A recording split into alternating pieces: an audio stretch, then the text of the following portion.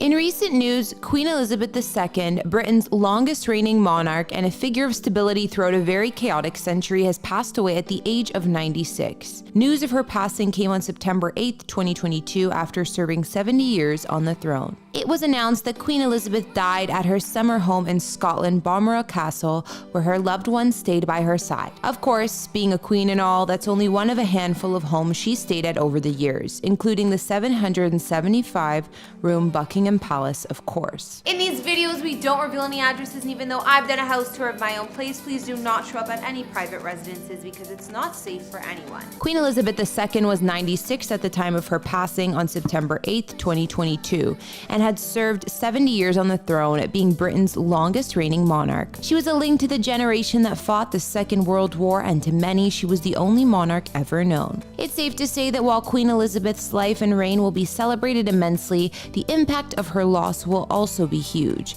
for the monarchy and for Britain as well. The Queen's life was marked by the war, and as a princess, she made her first public broadcast in 1940 when she was 14, sending a wartime message to children evacuated to the countryside or overseas. Since February 6, 1952, Elizabeth reigned over a country that was rebuilt from war and had lost its empire, further joining the European Union and then leaving it, as well as transformed from an industrial powerhouse to a 21st century society. Queen Elizabeth proved herself as an icon and reassuring presence for many. While she passed away at Balmoral Castle in Scotland, the Queen enjoyed many properties over the years, including the famed Buckingham Palace, the Royal Windsor Castle in Berkshire, the Palace of Holyrood, also in Scotland, the Sandringham Estate in Norfolk, and the Hillsborough Castle in Ireland. Hey guys, it's Kara back with a special house tour today here on Famous Entertainment.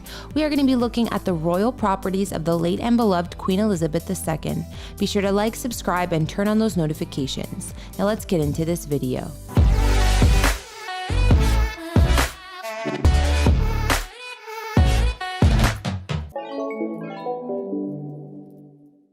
Let's kick things off with a look at Queen Elizabeth's primary headquarters, Buckingham Palace. When you consider the fact that the British monarchy has been around for thousands of years to this point, and Buckingham Palace is actually a relatively new addition to their portfolio of homes. Originally built in 1703 as Buckingham House for the 3rd Earl of Mulgrave, John Sheffield, the palace would serve as the home and administrative quarters for the royal family from 1837 on. Today, the building is 830,000 square feet in space with 775 rooms, including 52 royal and guest bedrooms, 188 staff bedrooms, 92 offices, and 78 bathrooms. Does it get any more practical than that? Well, how about having a cinema, post office, and doctor's office all located on the premises? Oh, and the ATM that lives in the basement. It's only available for private use by the royal family. Yep, they literally print their own money down there. Outside of the gorgeous home, the royal garden occupies 42 acres and includes features such as the rose garden, tennis courts, and a 3-acre lake. In addition to the garden, the grounds also house a royal museum and the Queen's Gallery, which displays countless works of art that are only a fraction of the total royal collection.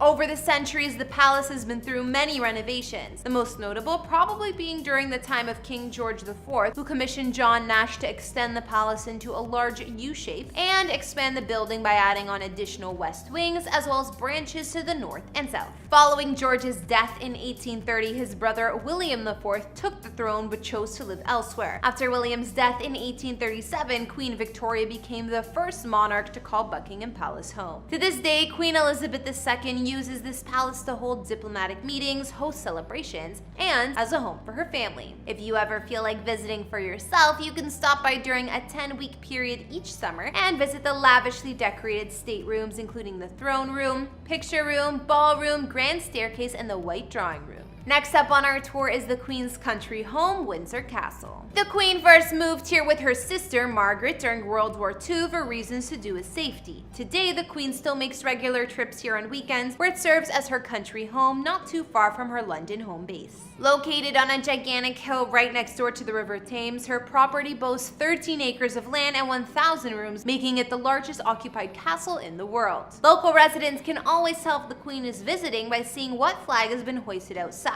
If it's the Union Jack, then she's away. If it's the Royal Standard, then she's nearby. This home was originally built in the 11th century, and since the time of Henry I, it's been used by a reigning monarch, making it the largest occupied palace in all of Europe. The residences have been described as a superb and unrivaled sequence of the rooms, widely regarded as the finest and most complete expression of later Georgian taste. And inside the castle walls is the 15th century St. George Chapel. All in all, Windsor Castle covers 52,609 square feet, which amounts to 13 acres, and combines the features of a fortification, a palace, and a small town. The present-day castle was built during a few phased building projects and in some reconstruction work after a devastating fire in 1992. As of 2006, around 500 people live and work at the castle year-round, and the Queen has increasingly used this location more and more. Alright, 2 down, 4 to go. Next up, the Queen's Scottish residence, otherwise known as Holyrood Palace.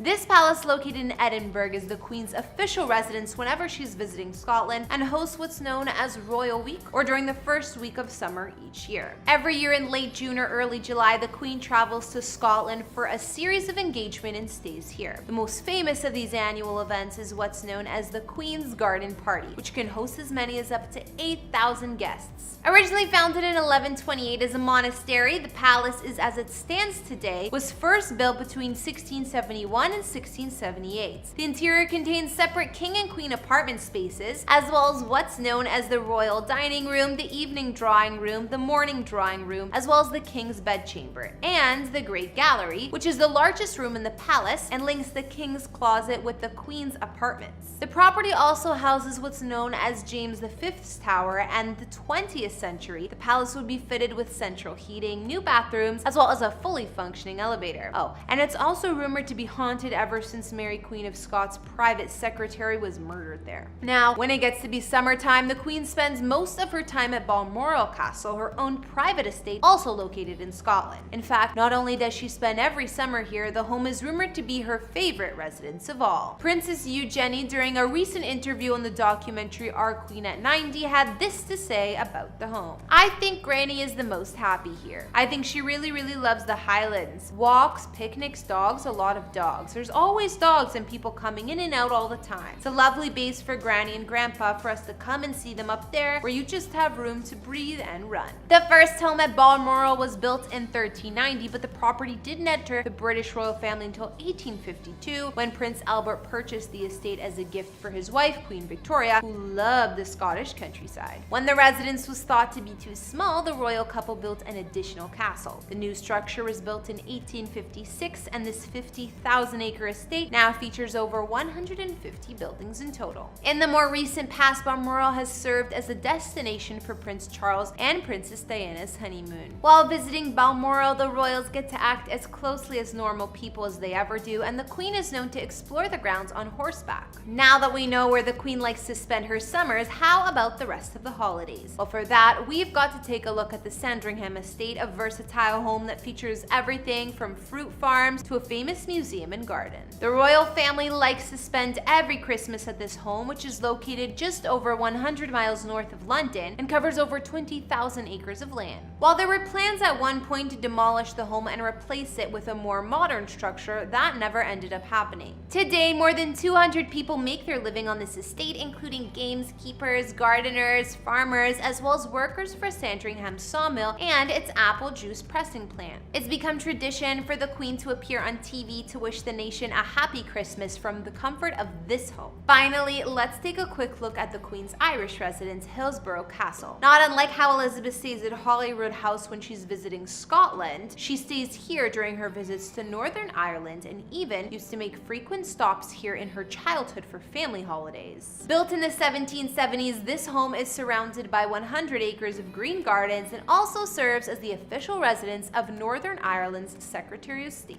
The castle is built in an amazing late Georgian style, and if you'd like, you can tour the property and visit the castle's staterooms, including the elegant dining room, as well as the throne room. While you're there, be sure to check out some of the royals' most treasured pieces of art, as a massive collection is spread out throughout the home. Alright guys, that's gonna bring our tour of Queen Elizabeth's 6 sprawling and super royal properties to a close. What did you guys think? Which estate would you like to spend most of your own time at? Let me know in the comments down below. Personally, I love any castle Castle, but I can't stop thinking about how Holyrood Palace has a separate set of both king and queen apartments. I guess it's good if you like your space. Thanks for watching. Don't forget to follow me on Instagram, and I will see you all in the next video.